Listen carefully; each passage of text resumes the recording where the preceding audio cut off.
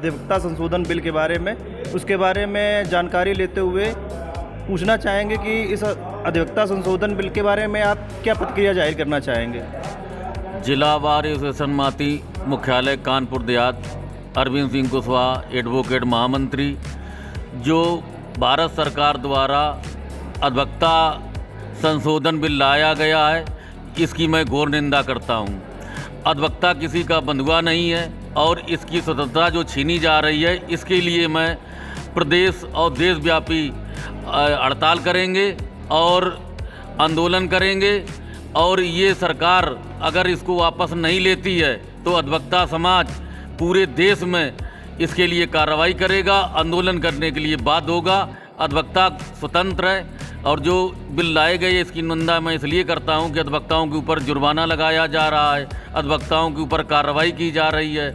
अधिवक्ता protection act की मांग हम बराबर करते आ रहे हैं, उसको भारत सरकार ने पीछे छोड़ दिया और हमारे लिए एक नया कानून लाद रहे हैं। इसका मैं घोर विरोध करता हूं और करता रहूँगा।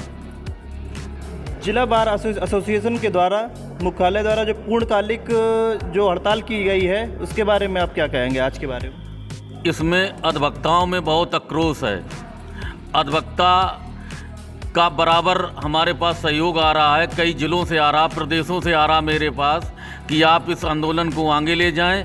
और अधिवक्ता पूर्ण ये विश्वास दिलाता, मैं चेतावनी देना चाहता हूं भारत सरकार को कि वो अपना अगर बिल वापस नहीं लेती है तो अधिवक्ता पूरे भारतवर्ष में जो है आंदोलन के लिए बाध्य होगा और न्याय कार्य से विरत रहेंगे। मैं कोई कार्रवाई नहीं करेंगे। एक बिल में इसमें भी एक खामी लाई जा रही कि हमारे यहाँ बेरोजगारी है, हमारे यहाँ अधिवक्ताओं को कोई कार्य नहीं दिया जा रहा है और भारत सरकार विदेशी अधिवक्ताओं को कार्य करने के लिए प्रेरित करेगी। ये भी बिल में वापस लेना चाहिए उनको और यहाँ के अधिवक्ताओं को अधिवक्ता एक संशोधन बिल में पारित करें संरक्षण के लिए। संशोधन बिल में 2025 में क्या सही है और क्या गलत है। सर्वप्रथम तो यही है कि जो ये बिल लाया जा रहा है, ये बिना किसी कानूनविदों की परामर्श के सरकार द्वारा अपनी ज़बरदस्ती और आठधर्मिता से बनाया हुआ बिल महसूस होता है। क्योंकि अभी हमारा देश इतना विकसित नहीं है कि यहाँ पर विदेशी विधि वेत्ताओं को विधि व्यवसाय करने के लिए परमिट किया जाए।